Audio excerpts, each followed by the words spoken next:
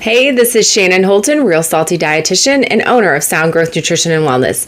Today for My Truth Tuesday, I'm going to get on a little soapbox.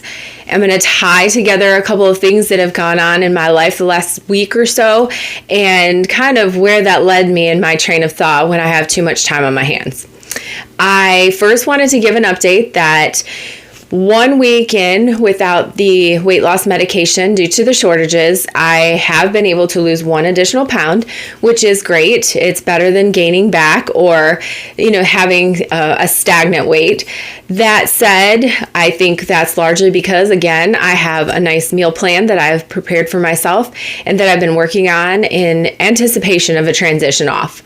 So I will move on from that, but just needless to say, that plays into my train of thoughts this week about the value that I can provide as a dietitian, when it's related to some of these efforts of weight loss in a mass quantity across the country. The first thing I'll say is that with my business, I have always intended to have a supplemental income, meaning a part-time job or another job that's more flexible so that I can do my business and still, grow my business. But with that, I have taken a few months off to be able to, build the business, decompress a little bit from my experiences working in the healthcare world, and really just spend some good quality time with family. Because of that, my wonderful husband lately has been sending me jobs that he's seen, postings that he shared. Would this be interesting to you? Those kinds of things, just dialogue back and forth. And one of the things that he sent me was a position, and in the position it said, the master's degree was required. And he said, "Isn't that kind of crazy?" And I said, "Actually, no, it's not crazy, because as of this year, new registered dietitians will be required to have a master's degree."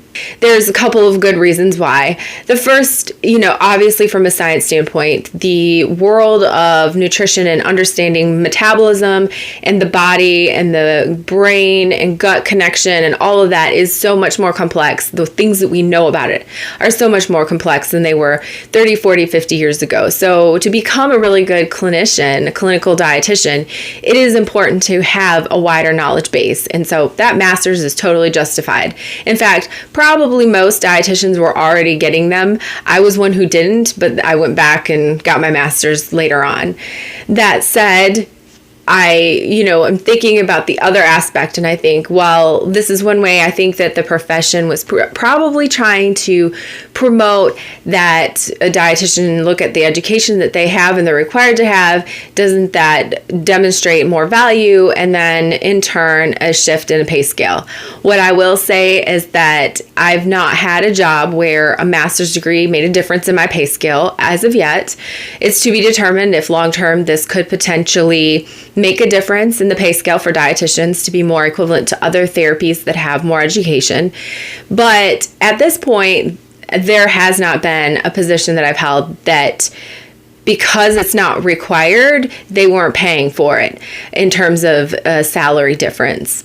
That kind of then bleeds into the other train of thought and the other things that I've been doing this week, which is largely looking at a lot of these weight loss clinics, going online. They come up in my news feed and social media because of my search history, and seeing every time I see one, I click on it and see what their website says, what they have to offer.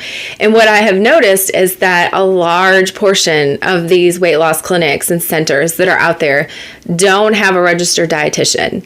And I find that really interesting, but I also find it sad. And then I also think, maybe it's because we as a profession still aren't garnering the value that we know that we could provide. And I think, this has been a really big example, and it's kind of shed a really big light on it, because the weight loss industry is so huge at the moment. It's so big and it's very profitable. And in that process of profitability, providers are setting up shop and they're promoting that they provide services for weight management, but they're not including the aspect of a dietitian, which sends a message to me personally as a dietitian that, my services wouldn't be enhancement or a value, which I know is not true. A lot of people know it's not true. And I think of my own personal life example that I shared earlier. It definitely is true in my case. However, when I think through the next steps, I think one of the things that I will do, I am only one person.